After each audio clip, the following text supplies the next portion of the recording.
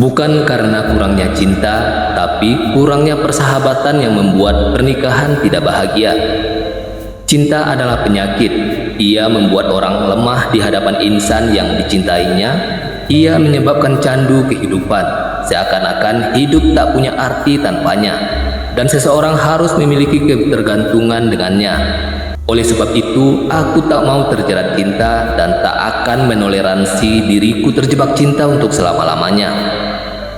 Selalu ada kegilaan dalam cinta, tapi tujuan selalu ada alasan dalam kegilaan. Kita mencintai hidup bukan karena kita terbiasa hidup, tetapi karena kita terbiasa mencintai. Pernikahan menandakan akhir dari sekian banyak kebodohan sesaat menjadi satu kebodohan berkepanjangan. Selalu ada hal-hal yang tak masuk akal dalam cinta, namun anehnya hal-hal tak masuk akal tadi selalu menjadi alasan pembenaran. Sahabat terbaik cenderung mendapatkan istri terbaik karena pernikahan yang baik didasarkan pada bakat untuk persahabatan.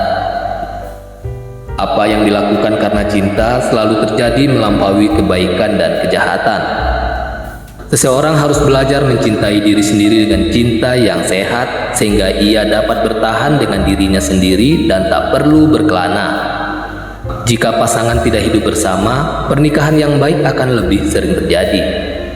Pekerjaan adalah tulang punggung kehidupan. Semakin abstrak kebenaran yang ingin Anda ajarkan, semakin menyeluruh Anda harus merayu indera untuk menerimanya. Pemikiran adalah bayangan dari perasaan kita selalu lebih gelap, lebih kosong, dan lebih sederhana. Saya tidak sedih kalau Anda telah membohongi saya, tetapi saya justru sedih karena sejak saat itu saya tidak bisa percaya lagi kepada Anda. Aku mencintai hutan. Tidak enak tinggal di keramaian. Di sana terlalu banyak mereka yang bernafsu. Keyakinan yang buta bisa lebih berbahaya daripada sebuah kebohongan. Ada satu hal yang harus dimiliki. Apakah jiwa yang ceria karena alam, atau jiwa yang ceria karena seni atau pengetahuan? Sesungguhnya manusia adalah arus yang tercemar. Seseorang harus menjadi seperti laut untuk menerima arus tercemar tanpa menjadi kotor.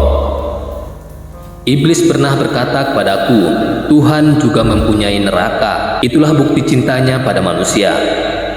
Keuntungan dari punya ingatan buruk adalah orang bisa menikmati beberapa kali hal-hal bagus seperti pertama kali. Lebih baik tidak tahu apa-apa daripada tahu banyak hal tapi hanya setengah-setengah. Bila orang tak dapat bohong, tak berarti ia cinta kebenaran. Kalian berkata kepadaku, wahai sahabatku, bahwa selera tidak bisa diperdebatkan, tapi justru seluruh kehidupan adalah pertentangan antar selera. Lebih mudah untuk memperbaiki hati nurani yang buruk daripada mengatasi reputasi yang hancur. Manusia sama halnya dengan pohon. Semakin dia ingin naik, semakin banyak akar-akarnya yang berusaha masuk ke bawah, yakni ke dalam kegelapan, ke dalam kejahatan.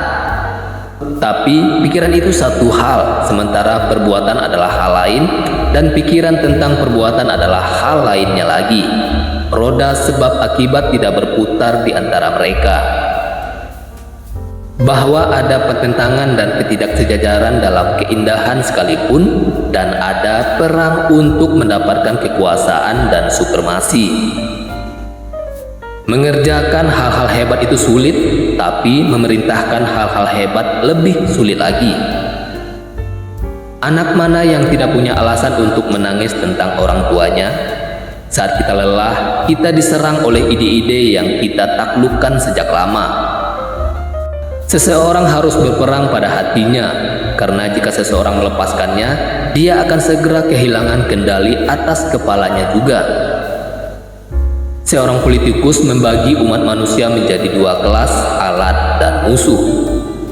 Penulis harus tutup mulut ketika karyanya mulai berbicara. Kadang-kadang orang tidak ingin mendengar kebenaran karena mereka tidak ingin ilusi mereka hancur.